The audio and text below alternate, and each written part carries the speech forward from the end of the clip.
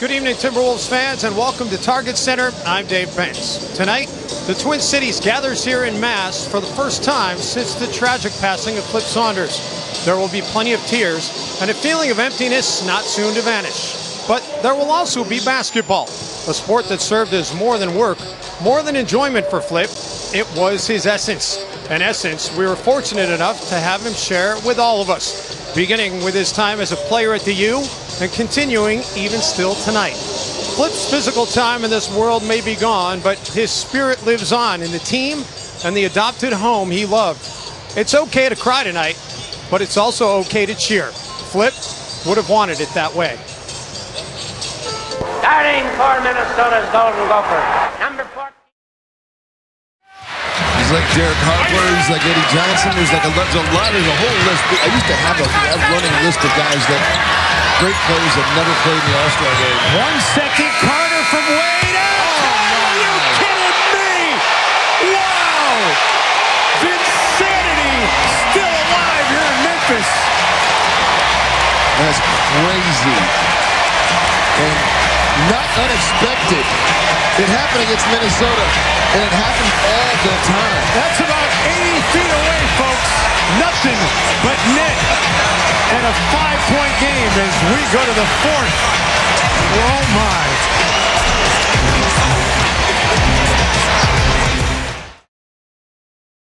We'd like to see the Wolves at least get off a Hail Mary shot here. Gorgie's going to be open. Zeller's not guarding him. Gorgie lets it fly and banks it in! Finally, the Wolves close out a quarter with a bucket. We've seen them get burned on the other end of that so many times. This is just complete justice. I don't know why Zeller wasn't guarding Gorgie Jang. It's just ridiculous to just play off of him right there and give up this shot. Gorgie Jang is completely capable of knocking down three-point shots, especially with .9 to go. Good for Gorgie. And no doubt they're going to look at it, but based upon that replay, it was out of his hand. It should stand. Wolves by 9.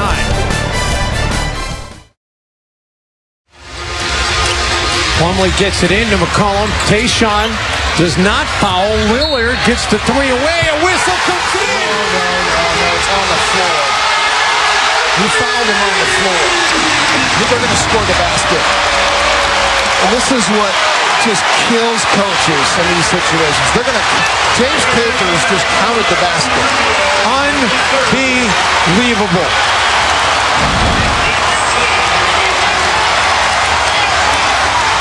And he's in the act of, he picked up his dribble, he's in the act of shooting. And this is why coaches don't like to foul in this situation, because players don't know how to do it. Wow. So a chance for the 4-point play for Big Game Dame, living up to his nickname.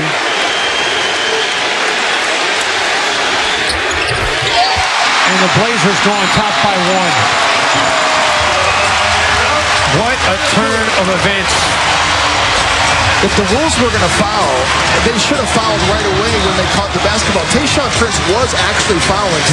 Right, and they didn't get the whistle. They didn't call the foul, but I don't think Tayshaun was really trying to He wasn't aggressive enough. He wasn't aggressive. He wasn't nearly as aggressive enough to be able to get the foul call right here. But you can't do that if you're Ricky Rubio. You can't reach out and foul him and let him get the shot up.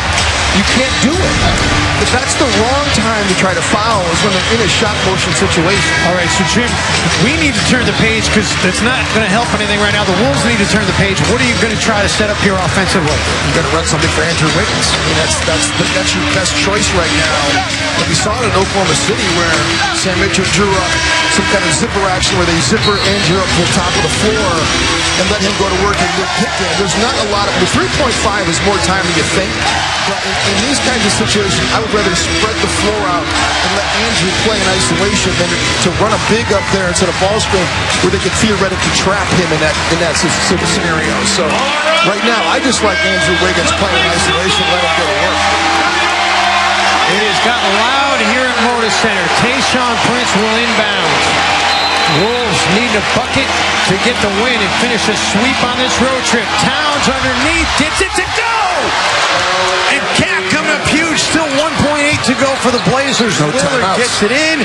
Damian lets it fly from way downtown, and Sam Mitchell leaps in exuberance as the Timberwolves come back to win it 106-105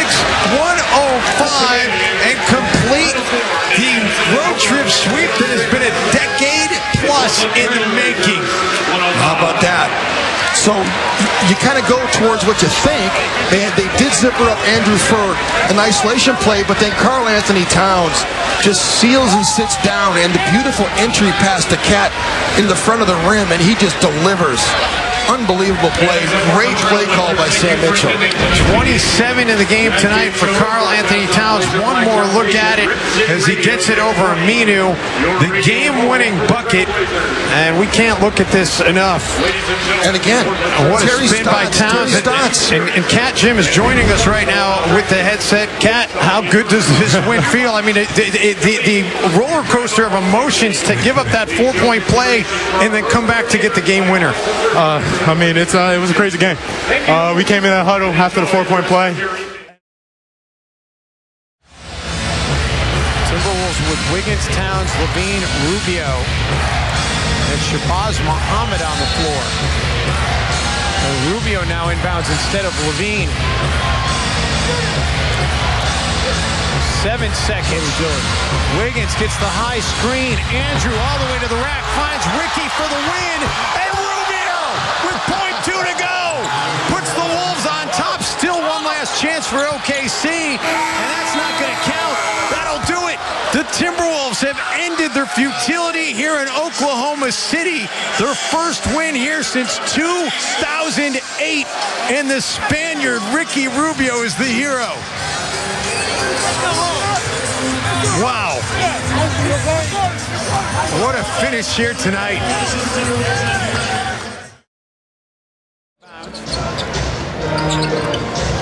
Towns with the basketball going behind the back, showing up the handle, gets it all the way to the rack, the high dribble, the finger roll, and it goes!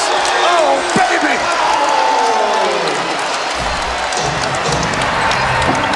A 17-2 run, and then Cat comes up with the rebound on the other end.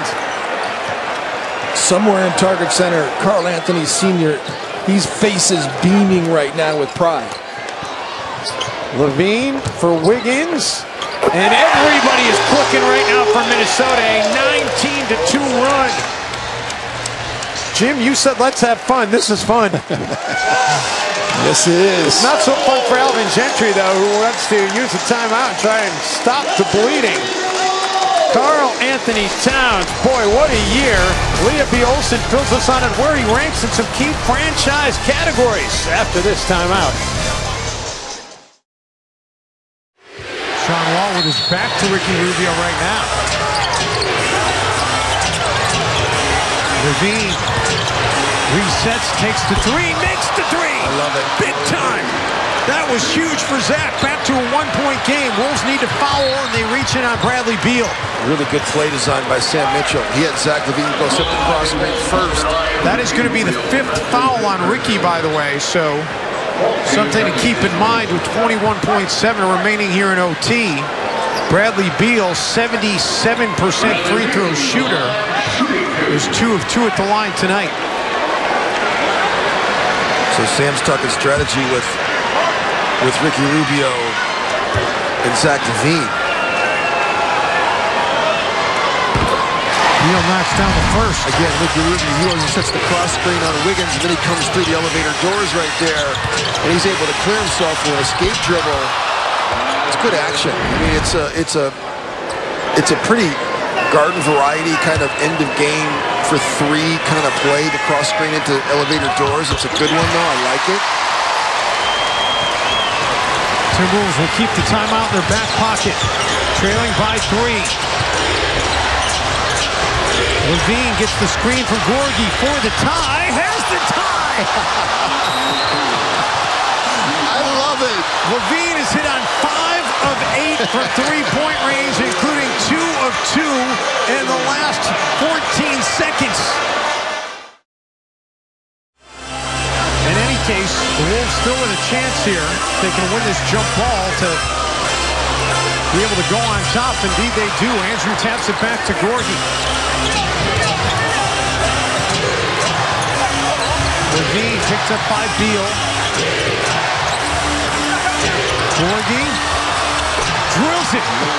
And that was all created because Marcin Gortat was shadowing Zach Levine along with Bradley Beal, and it created the opening for Gorgie. Just like we saw with Gorgie Jang when he was pressed up on. The only thing you don't want to do if you're the Wolves, you do not foul. You'd like to challenge, you'd like it to be a contested shot, but do not foul.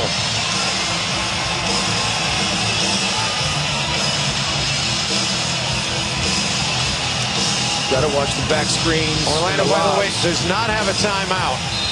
Fournier to inbound. He runs staggers. Finds Harris underneath, rejected by Towns. Wow. And we're going to overtime here in Orlando. What a block by Karl Anthony Towns. Another big-time end-of-game situation play. Fifth rejection of the game for the #1 overall pick, and none bigger than that one. Tobias Harris, for some reason, thought there should be a goaltending call, but I mean, Cat gets that thing really quick. I mean, it's not even hardly out of his hands, and he's blocking the shot, so I don't know what Tobias Harris is wishing for. And how about this? You get one #1 overall pick to get the bucket to tie it, and you get the other #1 overall pick to get the rejection to send it into OT. What waits in the extra session? Stay with us here at Fox Sports North. Tayshaun Prince has done a nice job, and this team has done a nice job defending. Oh, what a spin by Wiggins! You kidding me? Wow! Wow! There is a buzz in this stadium right now. Fred Hoiberg calls timeout because his team is in shock. Andrew Wiggins putting on a show. He was quiet most of this second half, but now he's up to 31 in the game, and this is amazing. If he was a hockey player, they would do those 6 stitches on the bench, wouldn't they? Just like, you know, put a Band-Aid on it and keep on going for his next shift. I admire no Band-Aid at all. Just going straight stitches. Out of the corner, Smart, no. Gorgie unable to catch it, but it finally ends up in the hands of Rubio. I'd like to know if there's any way to figure this out. Who are the tougher players? Is it football players, hockey players? Where do basketball players rank in terms of just overall toughness compared to other sports? A group as a whole, Towns for 3. Cat, 5 of 6 from downtown tonight for the Timberwolves. He has been flexing his versatility muscle tonight, baby. Listen, I got to go pound for pound, Jim, top to bottom on rosters. I got to go hockey, guys. Yeah, I got to go the same way. Crowder counters with 3 of his own. Draymond East. I mean, I'm not gonna discount the toughest guys in each league. You put the creme de la creme against each other, and there's a lot of tough guys in all the leagues. But top to bottom, man, those hockey guys. Go Cat, go Cat. You just can't stop him right now. Already 20 in the game for Towns. His career high is 35. Keep that in mind. The Celtics wasting no time, though, countering on the other end as Thomas gets his first made bucket of the game. Again, so Karl Anthony Towns, he sees that Amir Johnson's playing the right-hand drive, so he decides to go left on you. So this dude can go right and left. He can shoot threes and knock them down in your face. Tremendous post moves down low. He's got the up and under, the Kevin McHale slippery eel. How about this just straight up jump hook in your face? Pop out off a staggered screens, get to the baseline jumper. In transition, pick and roll game. And then this, you know, the loose change that he gets to these tough inside moves, Dave. And there's the up and under move. He's been showing the full arsenal tonight. Jim, I'm not going to predict a 59-20 game, but he did take notice. He did take notice of what Anthony Davis did yesterday and mentioned it at shoot-around today.